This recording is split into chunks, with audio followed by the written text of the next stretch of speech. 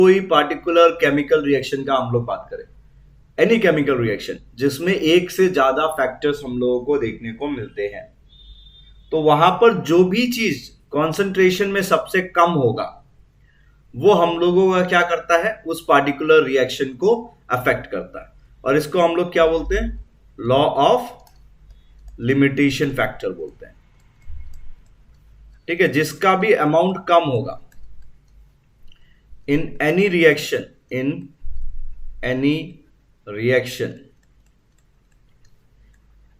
which is controlled by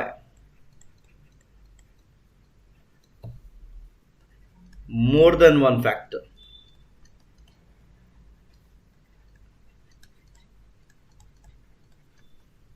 or reagent, then the reagent present in least concentration will control the reaction। ठीक है, वो आपका क्या करता है, रिएक्शन को कंट्रोल करता है। और इसको हम लोग क्या बोलते हैं, लॉ ऑफ लिमिटिंग फैक्टर या लिमिटेशन फैक्टर बोलते हैं। नाउ इसमें हम लोग क्या करेंगे, अब एक एक करके अपना फैक्टर्स अफेक्टिंग फोटोसिंथेसिस देखेंगे। तो जब भी हम लोग फैक्टर अफेक्टिंग फोटोसिंथेसिस का बात करते हैं, this can be broadly classified into two categories. One is known as the intrinsic factor and one is the extrinsic factor. Now intrinsic factor, if we are talking about, it is something inside.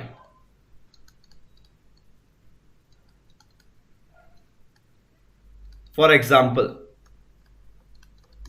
amount of pigment, surface area of leaves, etc. But extrinsic factor, if we are talking about, we get factors like light, we get factors like temperature, we get factors like CO2, we get factors like O2, okay, we get factors which can be chemicals, which can control your particular rate of reaction. So these are the different factors which we need to deal with when we are talking about factors affecting photosynthesis. तो देखिए, अगर हम extrinsic factor का बात करें sir, तो सबसे पहला फैक्टर आता है लाइट। देखिए, लाइट में सबसे पहला चीज क्या है, अगर हम लाइट का बात कर रहे हैं तो सबसे इंपॉर्टेंट चीज है कि जो लाइट हम लोग बात कर रहे हैं वो किससे बिलोंग करता हो, पीएआर से। पीएआर मतलब होता है फोटो सिंथेटिकली एक्टिव रेडिएशन। अगर लाइट इस पार्टिकुलर रेडिएशन से बिलोंग करता है, देन फोटोसिंथेसिस विल टेक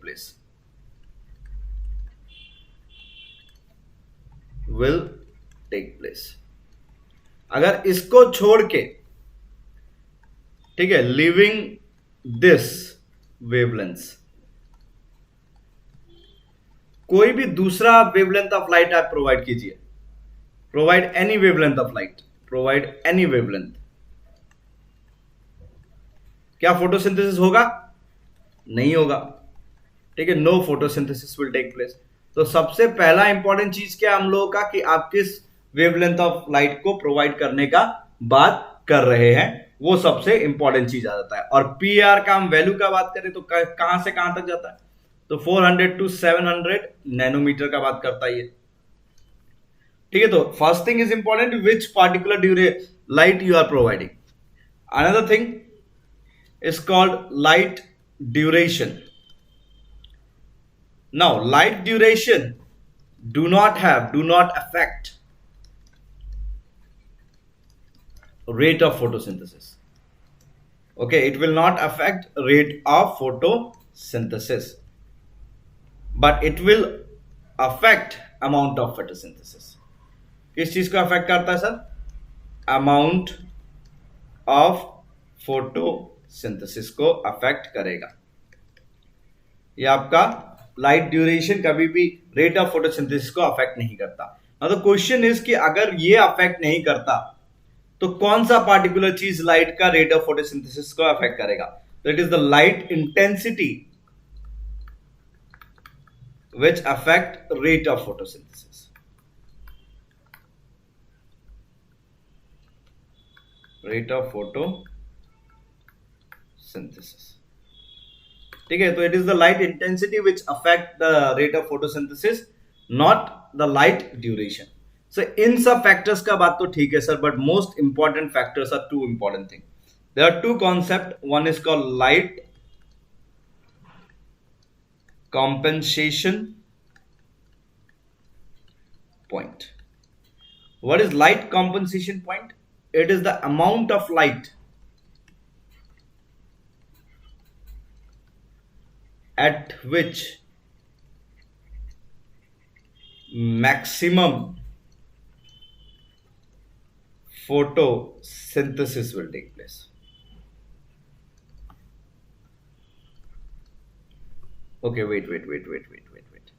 इस चीज को चेंज करो, गलती बोल रहे हैं. लाइट कंपनसेशन पॉइंट नहीं, लाइट सैचुरेशन पॉइंट. इस चीज को हम क्या बोलते हैं सर? लाइट सैचुरेशन पॉइंट बोलते हैं. So what is light saturation point? It is the light at which maximum photosynthesis will take place. Now, ये जो particular point का हम बात कर रहे हैं, this is your 10% of sunlight. It is a 10% of sunlight at which you will see the maximum amount of photosynthesis.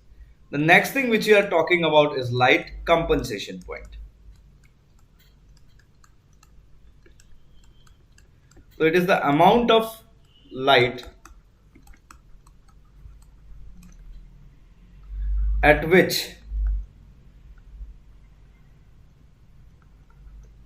rate of photosynthesis is equal to rate of respiration. So it is the amount of light at which your rate of photosynthesis is equal to the rate of respiration. Okay, clear अब ये points? तो देखिए, light saturation point का अगर हम बात करते हैं तो हम इसको ग्राफिकली रिप्रेजेंट कर सकते हैं sir. We can represent it graphically, और इसको चेक करते हैं कि किस तरीके से रिप्रेजेंटेशन हम लोगों को देखने को मिलेगा. फॉर एग्जांपल, इस तरीके से हम ग्राफ बनाते हैं. तो मान लीजिए आपने सनलाइट इंक्रीज करना स्टार्ट किया. पहले 2 फोटो सिस्टम को मिल रहा था, फिर 3, 4, 5 ऐसे करके. जैसे ही आपका लाइट इतना पहुंच जाएगा कि सारे फोटो सिस्टम को लाइट मिलने लग जाएगा, तब तक तो रेट ऑफ फोटोसिंथेसिस इंक्रीज होगा. पर जैसे ही ऐसा होगा कि मान लीजिए तुमको 100 अमाउंट ऑफ लाइट चाहिए था, ठीक है, for how many pigment? 100 pigment, और टोटल पिगमेंट भी तुम्हारा 100 है.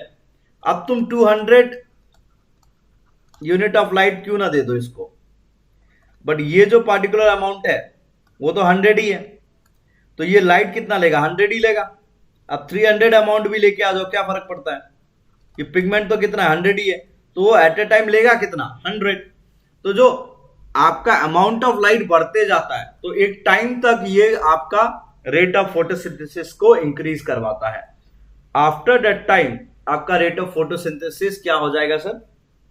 It will be same as your particular before. ना, ये जो पार्टिकुलर इंक्रीज हुआ है किसमें हुआ? रेट ऑफ फोटोसिंथेसिस में. तो what is light saturation point? This is light saturation point. Light saturation point. And what does light saturation point says? It is the amount at which your particular rate of photosynthesis is maximum. Now, कब तक ये amount हमारा, कब तक हम अगर light बढ़ाते रहे तो कोई भी प्रॉब्लम नहीं आएगा, ठीक है. तो एक पॉइंट ऐसा आता है कि after which if you increase the amount of light, rate of photosynthesis decreases. तो ये जो पॉइंट है इसको बोला जाता है sir, this point is called light और सोलराइजेशन पॉइंट. लाइट नहीं लिखेंगे, सोलराइजेशन पॉइंट बोलेंगे. इसको हम क्या बोलते हैं sir? Solarization point. Now what is solarization point? Solarization point is the amount of light at which rate of photosynthesis decreases. Now the question is, why does the rate of photosynthesis decreases? There are 2-3 reasons. First, photooxidation of pigments. another closing of stomata. So because of two important points, your particular rate of photosynthesis decreases. So as we have light saturation point, amount of light आ जाएगा यहाँ. The same way we have carbon dioxide saturation point, and as we have the light compensation point, the same way we also have the carbon dioxide compensation point. So the next factor which we have is carbon dioxide, for example. So if we are talking about carbon dioxide, what do we see here is, as you increase amount of carbon dioxide, what happens? Rate of photosynthesis increases, and this effect is known as carbon dioxide fertilization effect. And it is very much useful. This thing is very much useful in case of greenhouse plant.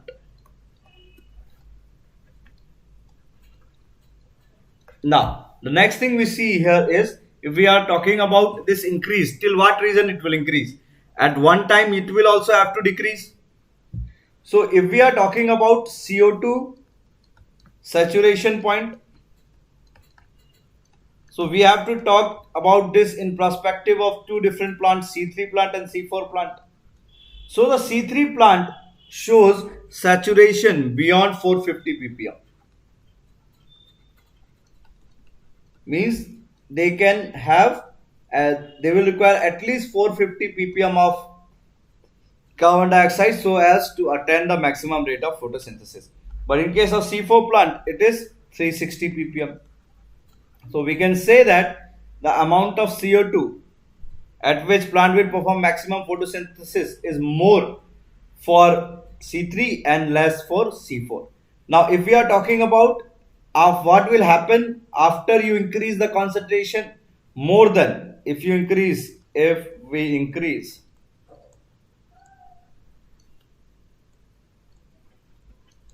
more than 1000 ppm, what will happen? Rate of photosynthesis will decrease. So if we are talking about CO2, increase in CO2 will increase the rate of photosynthesis. What is the saturation point? For C3 is 450 ppm, for C4 it's 360 ppm, and if we increase the rate more than 1000 ppm, the amount of photosynthesis will decrease, the rate of photosynthesis will decrease. Now next we will see. Now when we are talking about saturation point, with that we will also see carbon dioxide compensation point.